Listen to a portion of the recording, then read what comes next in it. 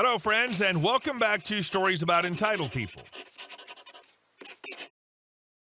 Picture a peaceful day, interrupted by the arrival of boisterous soldiers, and our OP, seeking solace in a friend's backyard, is suddenly mistaken for a soldier himself. After a short pause, we'll find out what happened next. But before we dive in, make sure to hit that subscribe button, smash the like if you enjoy the content, and ring that notification bell so you never miss a juicy story. A half hour in the military.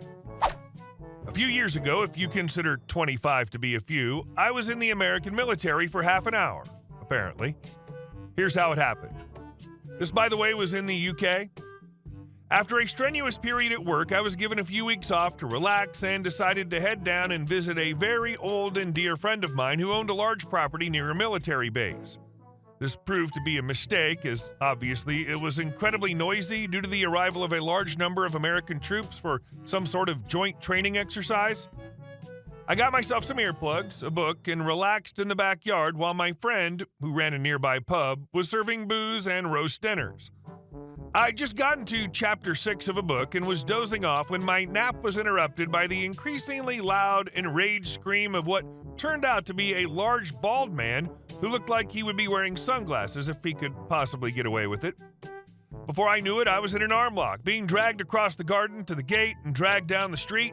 Cutting through a large amount of dragging, yelling, and not listening to me at all, we arrived in an office where I was handcuffed to a chair.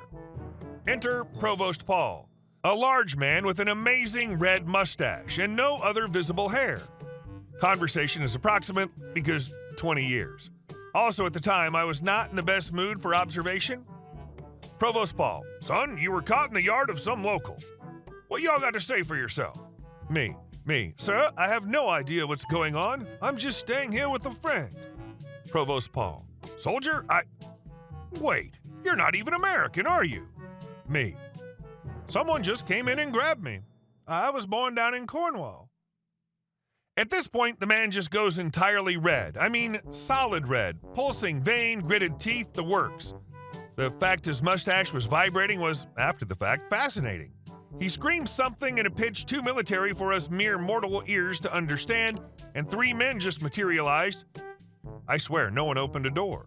They were just there. The man who had dragged me in was manhandled rapidly into a room at what I understand could very quickly become gunpoint if needed. I was unlocked, released, and escorted back to the garden, with Paul profusely apologizing the whole way. Later, I was told in the pub that the man who'd arrested me was up for some sort of promotion and was looking for any tiny thing to gain an edge, and a skiving soldier was just the thing. No one had any idea why he thought I was one. I still exchange Christmas cards with several of the soldiers, and the provost joins us every few years for a roast dinner in the pub. I think he's actually gained weight. That sounds like kidnapping and false imprisonment to me. Both crimes with sentences up to life imprisonment in the UK. Missing a promotion should have been the least of his problems. And our second story. Troublesome coworker has just put her foot in it. So I've been working at this organization for 11 months, and my job is great. I just occasionally have to deal with a difficult member of staff.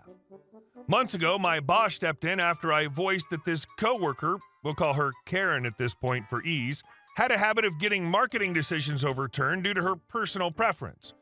Karen isn't a marketer, and when she sticks to her job, does a fantastic job. The problem is, when she had an opinion, she either makes it sound like the rest of her team agree with her, or she bends upper management to get decisions overturned. I will state, I don't hate this woman. I get why she's this way from her previous job history. In the past, she's had to do everything herself and been able to have as much creative freedom as she wants with no need to stick to a professional brand. Now I've started working there, and we're expanding. I've been working on bringing the branding together to make the organization far more professional to reach more audiences. It doesn't stop me feeling frustrated at her actions, and many an afternoon I've spent cursing at my computer as she decided to get creative in Canva or Photoshop. We've spent additional money and time due to Karen, and now my boss hates her. I put processes in place with my boss to help stop Karen from being able to get away with her habit of almost demanding a reversal of marketing decisions made to approval process. It's because of Karen that our huge radio show project almost got flushed after spending $2,000 on advertising, all because she made a decision no one in the team wanted to take part. Turns out the rest of the team were excited about their potential radio fame, but this set back the project by 2 months, causing my boss untold levels of stress. My boss sees Karen now as her arch nemesis. I don't talk to Karen verbally, so everything is through Teams or is supposed to be through a new request system.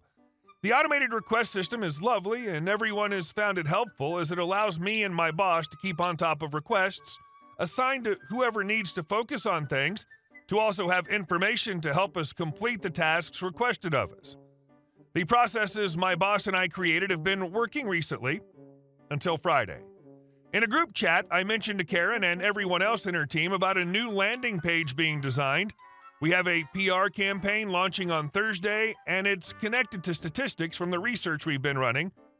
Cue Karen going on one of her normal rants, usually step 1 of her normal methods of destroying my projects, only for her boss to shut her down with, "We can't use personal experiences, but have to use statistics." This project is also automated, so we'll help take away work from you. It was glorious because this is the first time in writing this has happened. The only other time this happened was in a meeting months ago, and why I do not have video calls anymore? Karen gets very passionate, and the team and my boss and Karen's boss did not like how she was treating me. Only it gets better as another member of staff running the research comes and provides the statistics. For the first time, I'm having 2 people support my marketing decisions and shutting her down. Normally, that would be enough. But how later I'm sending a message from Karen.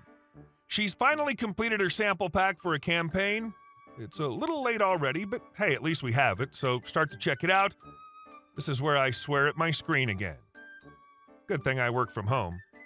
She's decided for a one-off week to create a new logo mixing various aspects of existing brands together.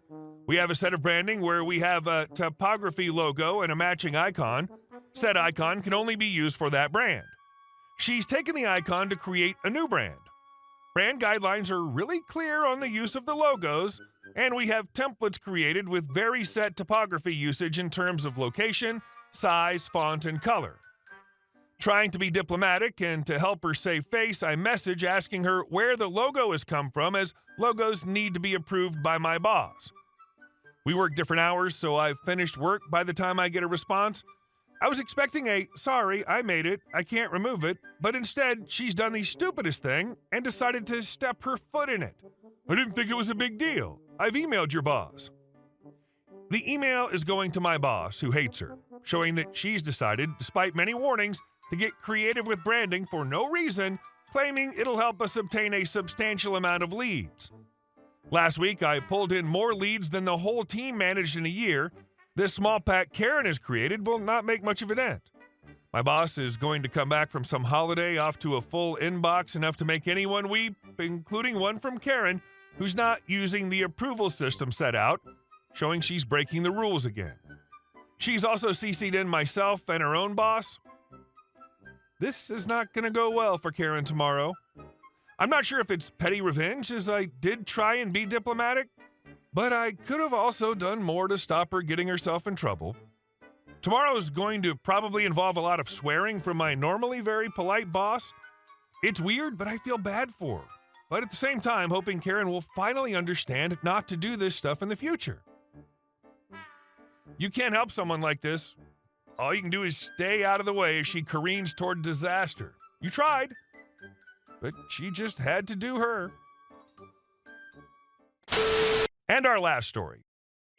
HOA's chaos. My battle against parking tickets. I rented a house one year, and it, along with a bunch of other houses in the neighborhood, had no driveway, so you had to park in the street. The curbs were like those little slope curbs to the sidewalk, so it was easy to end up parking on the sidewalk. HOA got a ton of complaints from residents, and it's a safety hazard, which I completely get because some people were parked taking up over half the sidewalk, and there are tons of families that go out walking. So HOA got a cop to go around giving people tickets for parking on the curb, and they did it on random days, so you had no idea when it would happen. Not only that, they gave out tickets for not being on the curb enough. I got home one night from a long day of working, so I was exhausted. I parked my car like I normally do, went in, and went to bed. Came out the next morning and found a lovely $200 parking ticket for parking on the sidewalk. I wasn't parked on the sidewalk. I was about 2 inches from the top of the curb. Took pictures of it because I was going to fight it since I'm not on the sidewalk. There's no reason for me to pay something I didn't do, and figured the cop would have better things to do than go in for a curb parking ticket. Went in, my luck, the cop shows up, and I'm thinking to myself, okay, I have pictures to prove to the judge that I wasn't on the sidewalk. Judge says the only way they can look at the pictures on my phone is if I turn in my phone as evidence and won't get it back for a few weeks, and I'd have to come back for a retrial. As an added bonus, the cop said I got this ticket because the tip of my mirror was over the line where the curb ends and sidewalk begins, so it was obstructing the pathway. The judge made me pay the parking ticket in full.